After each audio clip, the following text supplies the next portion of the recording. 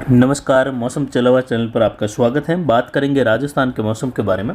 अभी शाम को 6 बजे और 6 बजे का मौसमी विश्लेषण देखें तो यहाँ पर जो मौसमी प्रणालियाँ है, एक निम्न दबाव का क्षेत्र बंगाल की खाड़ी के पूर्वी क्षेत्र पर है, तो वहीं अरब सागर के पश्चिम में एक निम्न दबाव का क्षेत्र है। वहीं बंगाल की खाड़ी के पश्चिमी इलाकों पर एक चक्रवाती हवा का क्षेत्र है, तो वहीं पूर्वी अरब सागर पर भी एक चक्रवाती हवा का क्षेत्र है। यानी जहां पर ITCZ की गतिविधियां बनी हुई है दक्षिण भारत पर, बंगाल की खाड़ी और अरब सागर के दक्षिण मध्य इलाकों पर, वहां पर लगातार मौसमी प्रणालियां बन रही हैं, प्रभावी हो रही है। एक कमज़ोर WD उत्तरी भारत से होते हुए निकल रहा है, या कहे कुछ हल्का WD है, और जेट का प्रभाव राजस्थान के मध्य भागों से दक्षिण मध्य भागों की ओर से होते हुए गुजर रहा है, जिसकी वजह से दक्षिण पूर्व क्षेत्रों से यानी बंगाल की खाड़ी से बढ़ने वाली नम हवाएं राजस्थान के क्षेत्रों में लगभग 3000 मीटर की ऊंचाई तक हैं, और इसके बाद ऊपर उठने वाले बादल दक्षिण पश्चिम पश्चिम दिशा से पूर्व की ओर रुख कर रहे हैं, क्योंकि जेट दक्षिण पश्चिम पश्चिम से पूर्व की ओर रुख में बनी हुई है। इसीलिए निचले स्तर के बादल यहाँ पर बन रहे हैं और ऊंचाई वाले बादल दक्षिण पश्चिम से पूर्व की ओर रुख कर रहे हैं, जबकि अरावली रेंज में निचले बादल दक्षिण पूर्वी दिशा से पश्चिम की ओर रुख कर रहे हैं। ये इस प्रकार की प्रणाली बनी हुई है। यानी जैसे जैसे बादल ऊंचाई की ओर बढ़ेगा, ऊंचाई वाले बादल बनेंगे, तो वो जेट के दायरे में आएंगे, और जेट के दायरे में फिर ये दिशा बदल देंगे और दक्षिण पश्चिम से पश्चिम की, या कहे विशेषकर पश्चिम से पूर्व की ओर रुख कर जाएंगे। तो इस प्रकार की प्रणालियाँ हैं। आगे एक WD आने वाला है, और आगे नवंबर में अगर वर्षा की गतिविधियों की बात करें, जैसा मौसम अभी 2 दिनों से राजस्थान में बना हुआ है, उत्तर पश्चिम भारत सहित आगे आने वाले दिनों में, तो लगभग 3 नवंबर से लगाकर 13 नवंबर के मध्य ठीक इसी प्रकार की स्थिति उत्पन्न हो सकती है WD की गतिविधियों के कारण, और मौसमी प्रणालियाँ जो समुद्री क्षेत्र में उभर रही हैं उनके मिले जुले प्रभाव के कारण फिलहाल संभावनाएं बहुत कम है, लेकिन ये दूर है, लेकिन फिर भी दूर वाली संभावनाएं भी 30% तक बनी हुई है। तो उम्मीद है ये संभावना घटती बढ़ती रहेगी, जिस पर जानकारी देंगे। फिलहाल रात्रि के दौरान जो वर्षा की गतिविधियाँ होने की संभावना है उसमें मैप आप देख सकते हैं। जो सबसे गहरा कलर है वह मध्यम तेज कहीं कहीं मूसलाधार खंड वर्षा का मैप है, जिसमें कहीं कहीं 30 से 40 मिलीमीटर वाली वर्षा भी देखने को मिलने की उम्मीद है। और ऐसी ही वर्षा कल भी मारवाड़ जंक्शन देसूरी के पाली के क्षेत्र में कुछ खंड वर्षा के रूप में यानी आज सवेरे 4 बजे भी देखने को मिली। और कल कई जगहों पर ऐसी ही वर्षा की गतिविधियाँ सांचौर बाड़मेर के दक्षिण पश्चिमी इलाके, जहां लगभग 40 से 60 मिलीमीटर तक की वर्षा भी कुछ इलाकों में देखी गई, तो ज़्यादातर क्षेत्रों में लगभग 10-15 से लगाकर 30-35 मिलीमीटर वाली वर्षा हुई। अगले 24 घंटों के दौरान देखें तो मैप की स्थिति विशेषकर रात्रि के दौरान कुछ इस प्रकार है। जो गहरा कलर है, और जैसा कि आपको बताया 15-20 मिलीमीटर से लगाकर 40 मिलीमीटर तक, उसके बाद का जो हल्का कलर है वहाँ पर 5 मिलीमीटर से लगाकर लगभग 15 मिलीमीटर वाली खंड वर्षा। तो इसके बाद का जो सबसे हल्का कलर है वहाँ पर ज़्यादातर शुष्क मौसम और घने बादलों की आवाजाही के साथ कहीं कहीं बूंदाबांदी, बौछार, या कहीं कहीं 4-5 मिलीमीटर 7 मिलीमीटर वाली वर्षा और तूफानी अंधड़ वाली स्थिति। जो गहरा कलर है वहाँ पर बिजली चमक, मेघ गर्जन के साथ। वहीं पाली, उदयपुर, कोटा और जोधपुर संभाग, कुछ अजमेर संभाग से लगाकर भरतपुर संभाग की, और जेट के दायरे की वजह से यहाँ पर कहीं कहीं बारिश के साथ ओलावृष्टि की संभावना है। इसकी जानकारी हमने कल सुबह के वीडियो में भी दी थी ओलावृष्टि की। और 19 तारीख को जो लिखित में जानकारी दी गई थी मारवाड़ जंक्शन सोजत बेल्ट के लिए, जो मेहंदी की कटाई चल रही है किसान भाइयों के, उनके लिए वो जानकारी थी विशेषकर। तो उसमें भी जानकारी दी गई थी कि 20 तारीख से ही बारिश की गतिविधियाँ राजस्थान के क्षेत्रों में दिखाई देने लगेगी, जिसमें पाली संभाग, जोधपुर संभाग के, उदयपुर संभाग के इलाके रहेंगे। तो 19 या 18-19 से लगाकर बांसवाड़ा, उदयपुर संभाग में बारिश शुरू हो जाएगी, जो हो चुकी थी, और कल कई जगहों पर वर्षा हुई। आज भी कई जगहों पर वर्षा होगी। रात्रि के दौरान कई इलाकों में मेघ गर्जन, खंड वर्षा हल्की मध्यम, कहीं तेज वर्षा की संभावना है।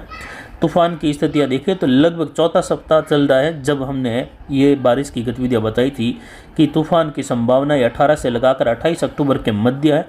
उसके पहले तूफान की संभावनाएं नहीं लग रही हैं जब ये दिन चल रहे थे सितंबर महीने के चौथे सप्ताह के।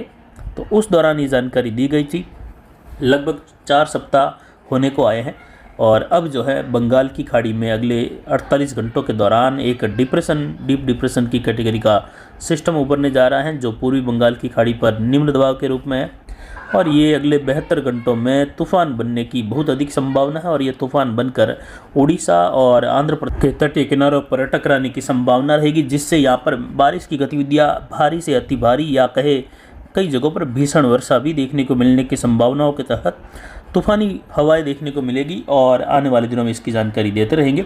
यानी हवाओं की स्थिति लगभग 125 से 150 किलोमीटर प्रति घंटे की रफ्तार से इस तूफान के टकराने की अधिक उम्मीद है, क्योंकि बंगाल की खाड़ी के उत्तरी और उत्तर पश्चिमी भागों का तापमान लगभग 31 डिग्री के आसपास है। तो यहाँ पर तूफान के लगभग मजबूत स्थिति की ओर तटीय किनारों की ओर बढ़ते हुए और अधिक गहरा होने की संभावना है, जिसका असर पूर्वी तटीय किनारों पर नुकसान के रूप में देखा जा सकता है आने वाले 4-5 दिनों के दौरान, जिसकी जानकारी लगातार देते रहेंगे। फिलहाल रात्रि के दौरान पाली, जालोर, सांचौर, उदयपुर और सिरोही से लगाकर बाड़मेर, बालोतरा क्षेत्र है, शिव और अनार बेल्ट के क्षेत्र हैं, कुछ जैसलमेर के क्षेत्रों से लगाकर पोखरण, फलोदी और जोधपुर, लूणी, बिलाड़ा, भोपालगढ़ से लगाकर जोधपुर शहर होते हुए वायद, विंजा बेल्ट और यहाँ पर पुरोहितान के आसपास से लगाकर कैकड़ी और रायपुर, जतरण, मारवाड़ जंक्शन, राजसमंद, उदयपुर के क्षेत्र है, डूंगरपुर, बांसवाड़ा, प्रतापगढ़, चित्तौड़गढ़ और यहाँ पर ब्यावर, अजमेर, कैकड़ी, भीलवाड़ा, शाहपुरा। और इसके अलावा देखें तो जो काले कलर का दायरा आप देख रहे हैं, इस दायरे में ज़्यादातर क्षेत्रों में जो है उम्मीद रहेगी अच्छी वर्षा की। हालांकि दायरा खंड वर्षा वाला है, लेकिन कहीं कहीं तेज़ या मूसलाधार वर्षा के साथ तेज़ तूफानी अंधड़ की गतिविधि देखने को मिलने के साथ कहीं कहीं ओलावृष्टि की कुछ गतिविधियाँ देखने को मिलने की संभावनाएँ हैं।